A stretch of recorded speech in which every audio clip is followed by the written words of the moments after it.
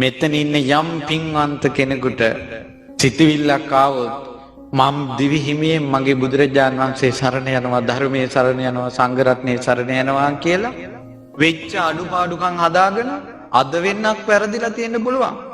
සත්තු මැරෙනවා වෙන්න, මරලා තියෙනවා වෙන්න, හොරකම් වෙලා තියෙනවා වෙන්න පුළුවන්. ගෑනු පිටිපස්සේ ගිහිල්ලා තියෙනවා වෙන්න පුළුවන්, සල්ලාලකම් කරලා තියෙනවා වෙන්න පුළුවන්. බොරු කියවිලා තියෙනවා වෙන්න පුළුවන්, සුරාවැරන් තියෙනවා වෙන්න පුළුවන්. පින්වන්තයෙකුට අද ඉඳලා පුළුවන් වුණොත් ඕකෙන් වැළකීලා ඉන්න අර වෙච්ච කේල් මල් වැඩක් නැහැ. බුදුරජාණන් වහන්සේ සරණ ගියා කියන්නේ නැවක් ලැබුණා වගේ. පුංචි ගල් කැටයක් වතුරට දැම්මොත් මොකද වෙන්නේ? වතුරේ ඇතුළට යනවා.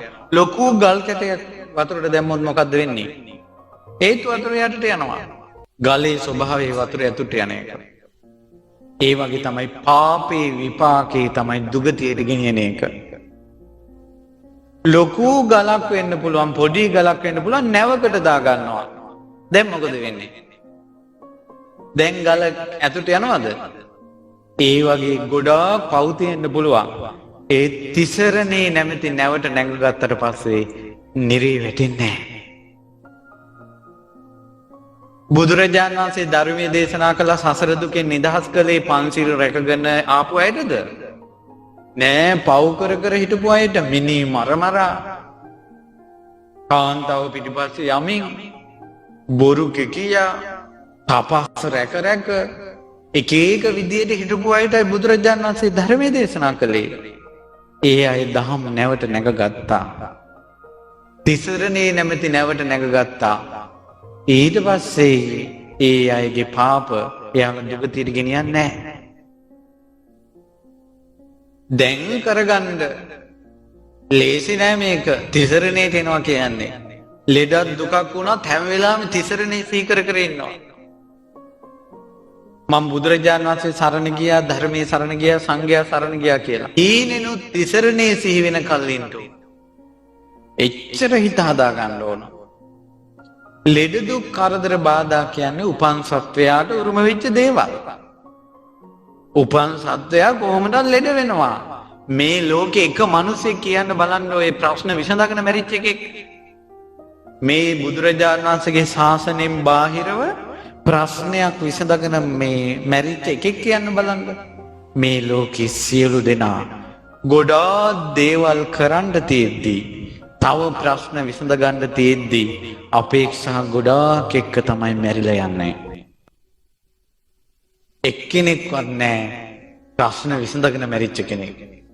ඒ නිසා තමන්ගේ ජීවිතේට, දරුවන්ට, නෑදෑයන්ට කරදර එද්දී හැම වෙලාවෙම හිතන්න උපන් සත්වයාට මේවා උරුම වෙලා තියෙන්නේ මෙහෙම විඳවා යන ලෝකයක් අපිට එපා කියලා.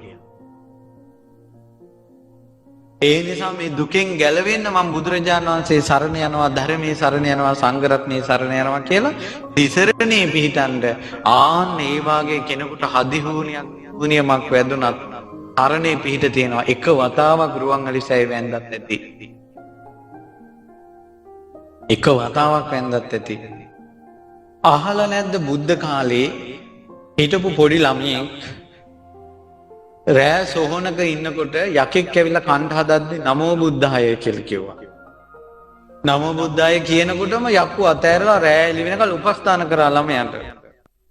දැන් මිනිසුන්ගේ ඇඟට වැහිලා, යක්කු වැහිලා පිරිත් පොත ඉවර වෙනකල් ගියද්දිමත් ඒ අසට අතන නමෝ බුද්ධාය කියන එක වචනේ කියපු ගමන් යකා ගියා.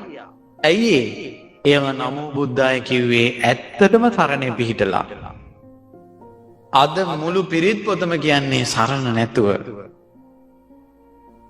ඒ නිසා තිසරණේ වටින්නේ.